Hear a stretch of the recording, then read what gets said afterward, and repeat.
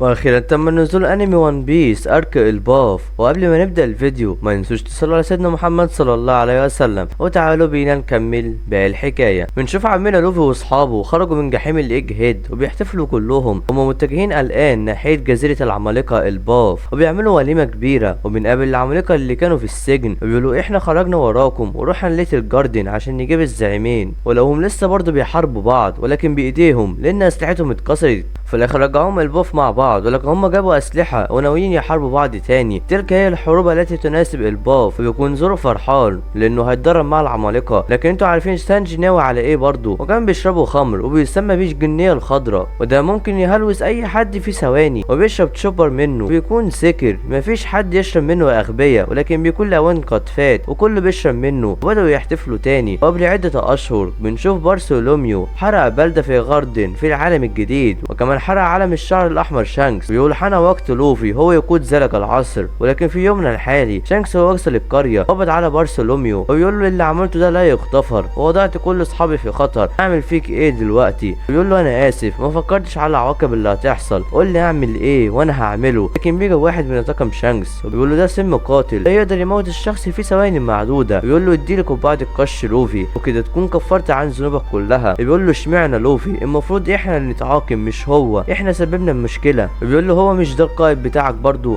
لكن بارثولوميو يفكر في لوفي، لكن ده بياخد الازازه منه وبيشربها، هو كده هيموت خلاص، وبيشرب حتى اخر قطره. وبيقول انا هستحمل اي مسؤوليه، لكن لوفي ليس له دخل في هذا الموضوع. انا مش عاوز لوفي يضيع كل وقته عشان شخص زي انا عاوز اشوفه ملك على القراصنه، ولكن كل ده ضاع بسبب غبائي، انها لحظاته الاخيره. لكن مفيش حاجه بتحصل. ومنلاقيهم رجعوا سفينتهم تاني، وبيكون اصلا مش سم ولا حاجه، ده كان بس بيختبروا. بيكونوا فرحانين، بيكون شانكس فرحان لانه عرف قد ايه الناس بتحترم لوفي. لكن بيجي ياسوب وبيقول له لازم برضه يدفعوا الثمن، وبيضرب رصاصه على سفينتهم وبتفجرها، وكده بيكونوا ماتوا. وبنروح لجزيره القراصنه وبنعرف الليحه السوداء رجع، بيكون متعصب جامد لان طبعا الطاقم بتاعه خلى كوبي يهرب منهم. وكمان اصبح العالم كله عارف رساله فيجا بانك عن البونجليف، وكده كل الناس الموجوده في العالم هيحاولوا ياخدوه، وحتى حكومه العالم. وكوبي كان الرهينه بتاعتنا، كده لازم نتولى امرهم. كان بيعرف ان موريا هرب برضه، بيتعصب اكتر. وطبعا باقي القراصنه بيسمعوا صوت تيتش، وبيسمع تيتش صوت بره، وبيطلع وبيلاقي القراصنه فرحانين جدا انهم جاهزين يغزوا العالم الحصول على كنز الوان بيس. دي روحهم عاليه، وبيكون تيتش فرحان. بيجي اوكيجي بيقولوا كوبي هرب ولكن مسكنا جرب، وكمان كنا فاكرين انه مات بس ده طلع حي. بيقول له تيتش كده كده في صالحنا. وبيتصل على لافيت وبيقول له ايه الاخبار عندك؟ وبيكون عندي ماريجوا بيتابع الاحداث، وبيكون الجيش الثوري حاصر الماريجوا بالكامل، وبيدمر الاكل والمؤن اللي بتوصل للتنانين السماويه، ولو مات اي تنين سماوي هتسبق الاحداث شيقه جدا. بيقول له استعد، ولكن لايه بالظبط؟ كون ديفن جابت بيزارو معاها، وبيكون فرحان جدا انه في جزيره القراصنه وهيقابل تيتش وبيرفعهم. وبيكون تيتش هو اللي طلبه عشان هو عارف معلومات. وبيكون تيتش قبض على بودينج، لكن هو هيستخدمها في ايه بالظبط؟ وبنروح عند سفينه العمالقه وبيكونوا ابحروا لمده يومين وما وصلوش لجزيره الباف حتى الان. كل ده عشان هم شربوا كتير، وكمان حتى سفينه قبعه القش اختفت، وكمان بيكون نص الطاقم يختفى. بيفضلوا يدوروا عليهم. بنشوف نامي صحيت في مكان غريب، وبتكون لابسه لبس غريب، ولكن هي غيرت لبسها امتى؟ وصلت هنا ازاي؟ وكمان المكان كبير جدا، بتحاول تفكر ازاي وصلت هنا، ولكن هي بتسمع صوت وتفضل تشوف المكان، لكن بتسمع الصوت تاني. بيجي حد من وراها وبتخاف. وبنعرف انهم في جزيره الباف، وبيشوفوا محاربين ان جيش النحل بدا يموت. وكان من شويه سمعوا صوت كأن حد بيطلق صرخه كبيره، وبيقولوا لازم نبلغ اله الشمس. وبنعرف ان نامي في قلعه من المكعبات، وبنشوف نامي جابت زيوس وبدا يقتل في النحل، وبيرجع تاني بيقول لها احنا فين؟ وبتقول انا عاوز اعرف، ده ممكن يكون حلم بس ده حلم غريب، وكمان انا مش عارفه ايه اللي حصل. بيقول لها زيوس ان هو هيروح ينام، وبيرجع تاني بتقول له يا خاين هتسيبني لوحدي؟ وتفضل تعيط وتطلب النجده. بتسمع صوت اسب وبتفرح، ولكن في حد بيراقبها، وتروح ناحيه الصوت ولكن تقع، وبتكون حتى الارض من المكعبات. وبيقرب حد منها وبيكون قنفذ عملاق، وتفضل تبص عليه ومصدومه وتصرخ من حجمه الكبير، وبيخاف منها وبيغضب وبيجري وراها. ويفضل نامي تجري، لكن بتشوفه بطيء، ده باين كده عشان رجله قصيره، ويتضايق اكتر وبيجري وراها اسرع من الاول. ويفضل تنده على اسب وتسمع صوته وبتشوفه. مش صدمه، بنشوف اسب ولكن بيكون في قط بياكله. وقلت له هو انت كده يعني بتنده عليا عشان اساعدك؟ وكمان القط ده كبير ليه؟ وبتلاقي القنفذ قرب من منها وتحاول تصحي زيوس. بيقول لها جه ميعاد الاكل يا عم هاكلك بس ساعدني، وبيهجم عليها وبيقرر زيوس يساعدها وبيدخل في بق القنفذ ولكن بيقفل بقه عليه ويفضل يزق في نامي وبيرفعها وبتشكل زيوس رعد وبيضرب القنفذ بقوه ويفضل يجري حوالين نفسه وبيقع تحت هو ونامي ولكن تقع على القط وتنزل، ولكن القنفذ بيقع على القط وبيتكهرب معاه لكن بيكون لسه في وعيه ويفضل يجري وراهم وبيحاول يقتلهم او ياكلهم على الاقل. وطبعا بنشوف اسب صحي وكان بيتجول في الارجاء وبيقابل القط العملاق وبتقول له نامي المشروب اللي احنا شربناه دوت بسبب الهلوسه، لكن بيوصلوا لنهايه الطريق وبيكون القط لسه بيجري وراهم وبيقول لها مش انت بتقولي هلوسه يبقى انا في حلم والقط ده مش هيقدر ياذيني، انت جبت الثقه دي منين يالا؟ وبيقرب منه اكتر وبيهجم عليه وبيضربه. حلم برضه مش صح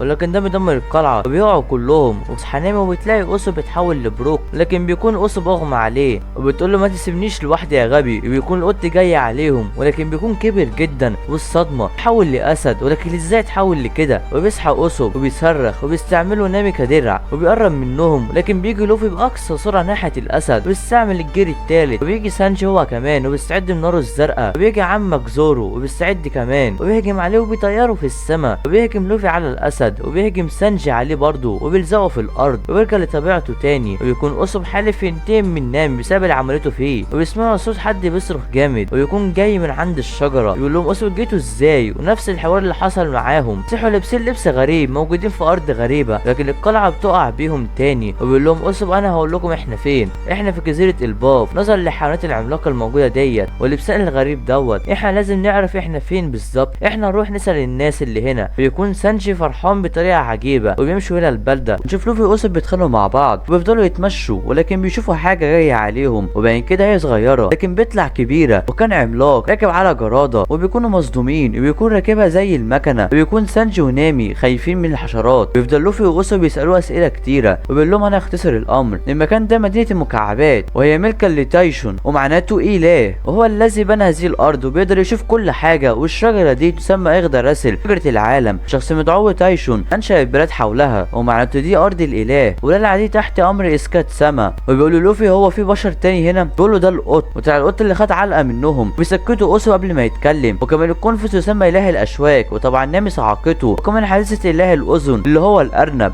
وهو مات حرقا وطبعا برضه هم عملوا كده وبيعملوا عب وبيقول لهم روحوا القريه هتلاقوا كل حاجه هناك وبيقول لهم مفيش حد يروح الجهه التانيه من القلعه لان معبد تايشون هناك وفي حراس اقوياء، مفيش حد راح هناك ورجع حي، لكن لوفي ما يقدرش يسيطر على نفسه وبيروح هناك وبيجروا وراه وبيكون زورو عمل زي لوفي بسبب كلمه حراس اقوياء وكان لوفي متحمس جدا وبيجري بسرعه ولكن بيرجعوا تاني للقلعه. طب ازاي دوت؟ وبيشوف لوفي نفسه وبيفضل يجري لكن بيتخبط فيه وبيطلع مرايه وبتتكسر وطبعا كانوا فاكرين انها السما وفاكرينها اتشقت وكمان العمالقه برضو كانوا مفكرين كده لكن بتظهر حاجه غريبه وبيكون سياج وبيشوفوا اوضه كامله موجوده في الطرف الاخر، لكن ده ازاي؟ اذا كان اللي جوه دول عمالقه يبقى القفص ده معمول ليه؟ وبيفضلوا يفكروا يعملوا ايه وكده عرفوا هم مش على متن السفينه. بيسمعوا صوت وبيطلب النجده وبيقطع زورو القفص وبيفضلوا يدوروا على ذلك الصوت وبيكون تشوبر وبيكون مربوط بسلاسل لكن زورو هيفكه وبيخاف منه وبتفكه نامي وبيكون فرحان وبيفضل يعيط وبتقول له انت مدين ليا انت نكره للجميل. وبينزل لوفي وبيصحى كائن غريب وبيقول له سانشي المكان ده غريب جدا مكعبات ديت وملابس على مقاس البشر، احنا بنتعامل زي الدمى، كمان المدينه دي معموله بواسطه ذلك العملاق، احنا لعبه في ايده، وكمان المملكه دي حواليه مرايه تكون كانها بلا نهايه